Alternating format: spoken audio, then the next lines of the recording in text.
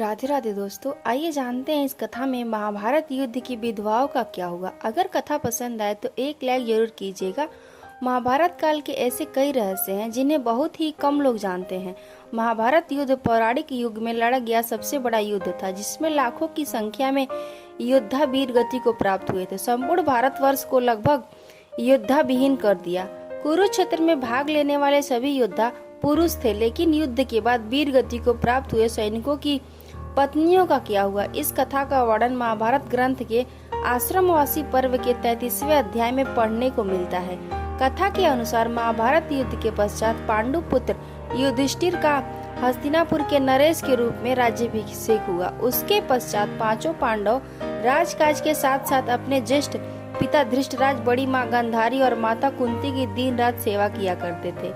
पांडवों की सेवा से धृष्टराज और गांधारी धीरे धीरे अपने पुत्रों के शोक से बाहर आ गए। इसी तरह 15 वर्ष बीत गए। तब एक दिन धृष्टराज ने युधिष्ठिर से कहा कि हे युधिष्ठिर, अब हम अपना बचा हुआ जीवन वन में बिताना चाहते हैं, इसीलिए हमें जाने की आज्ञा दो।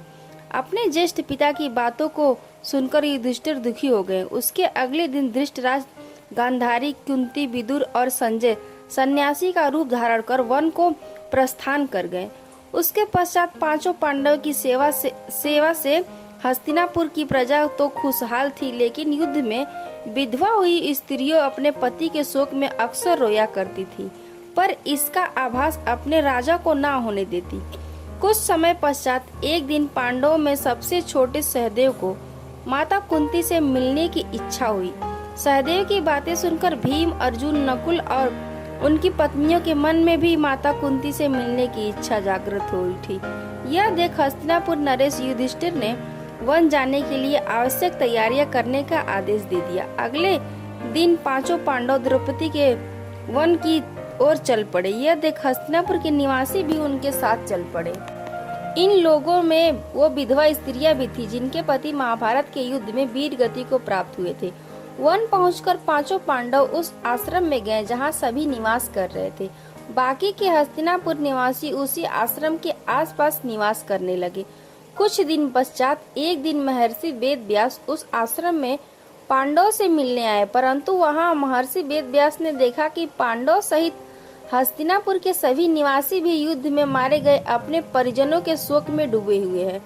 यह देख महर्षि वेद व्यास ने सभी से कहा कि आप लोग युद्ध में वीर गति को प्राप्त हुए अपने परिजनों का शोक मत करिए।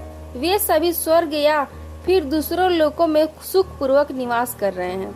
परंतु महर्षि वेद व्यास के इस कथनों में भी उन लोगों का शोक दूर नहीं हुआ। तब व्यास जी ने सभी से कहा कि अगर आप लोगों को मेरे द्वारा कही गई बातों पर विश्वास नहीं हो रहा है तो आज रात मैं आप सभी को अपने परिजनों से मिलवाऊंगा।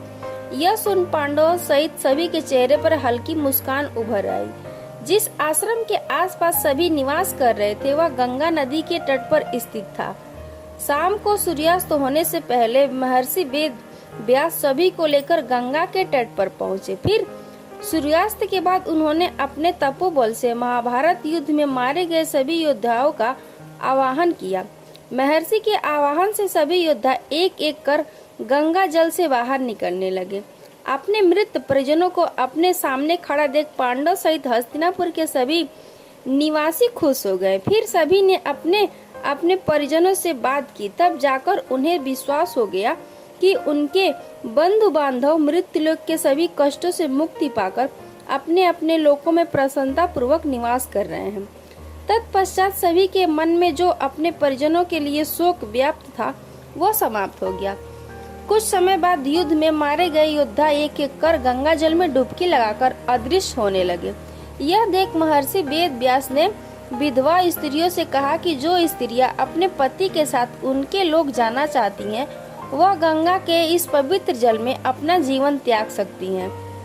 महर्षि के इतना कहते ही सभी विधवा स्त्रियों ने गंगा के जल में डुबकी लगाकर अपने जीवन को त्याग दिया और सभी अपने पति के लोग चली गयी।